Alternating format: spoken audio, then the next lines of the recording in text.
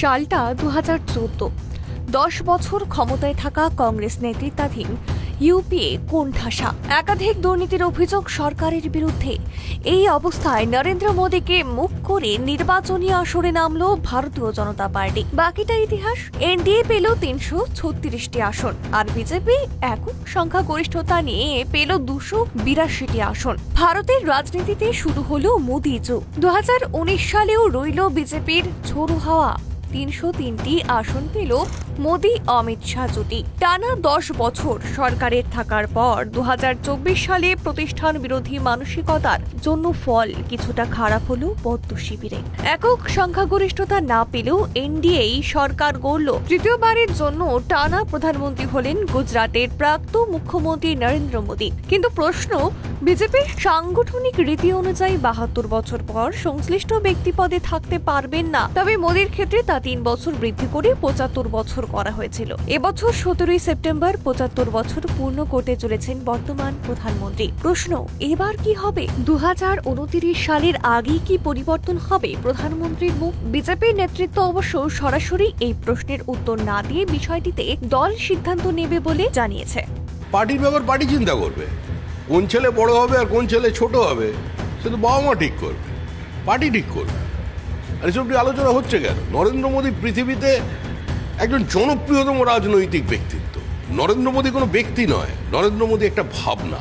অবদমিত, অবহেলিত এবং বিকৃত ভারতবর্ষকে যারা পৃথিবীর সামনে তুলে ধরেছিল, যারা মহান সংস্কৃতিকে দাবিয়ে রেখেছিল, আজকে তারই উত্থানের প্রতি যে ধ্বনি হচ্ছে সেটাই নরেন্দ্র মোদী।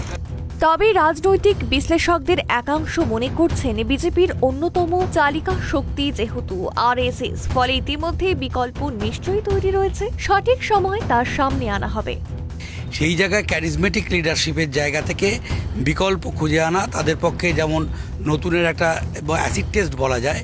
কিন্তু আমি মনে করি যে বিজেপির পেছনে মেরুদণ্ড হিসাবে আরএসএসের মতো পার্টি মানে সংগঠন এবং বিজেপির নিজস্ব অর্গানাইজেশন পাওয়ার দুটো মিলিয়ে তাদের বিকল্পের উপস্থিতি এখানে চোখে পড়ার মতো। আমরা রাজ্যস্তরীয় নির্বাচনগুলোতে কিন্তু তাদের এই অ্যাসিড টেস্ট করতে আমরা দেখেছি।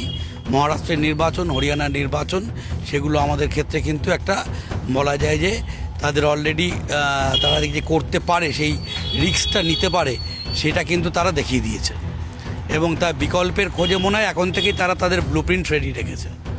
হয়তো অ্যাডভাইজারি সেলে নরেন্দ্র মোদী চলে যাবে, অ্যাডমিনিস্ট্রেশনে অন্য কেউ উঠে দাঁড়াবে।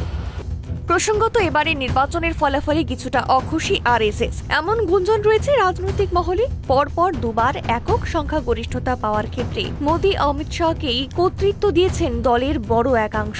স্বাভাবিকভাবেই অতিরিক্ত আত্মবিশ্বাসের কারণে এবার একক সংখ্যাগরিষ্ঠতা পায়নি পদ্ম শিবির, এমন বক্তব্য রয়েছে। পাশাপাশি যে দুই দলের ওপর এবারের সরকারের স্থায়িত্ব নির্ভর করছে তার মধ্যে অন্যতম নীতিশ কুমারের দল। যে নীতিশ কুমার একদা ইন্ডিয়া জোট তৃতীয় অন্যতম কারিগর ছিলেন এবং পরিস্থিতি বুঝে শিবির বদলে তার জুরি মেলা ভার। ফলে চিন্তা রয়েছে বিজেপির অন্তরেও। এর মধ্যে আরও একটি বিষয় দেখা গেছে, দীর্ঘদিন বাদে আরএসএস এর নাগপুরের দফতরে গিয়েছিলেন নরেন্দ্র মোদী। স্বাভাবিকভাবেই সব মিলিয়ে এই পরিস্থিতিতে রাজনৈতিক মহলে বিভিন্ন জল্পনা চলছে। তবে 2029 সালের আগেই প্রধানমন্ত্রীর মুখ পরিবর্তন হবে কিনা তার উত্তর দেবে সময়। ক্যামেরায় স্বপন রায়ের সঙ্গে ত্রয়ন চক্রবর্তীর রিপোর্ট, ট্রাইব টিভি বাংলা।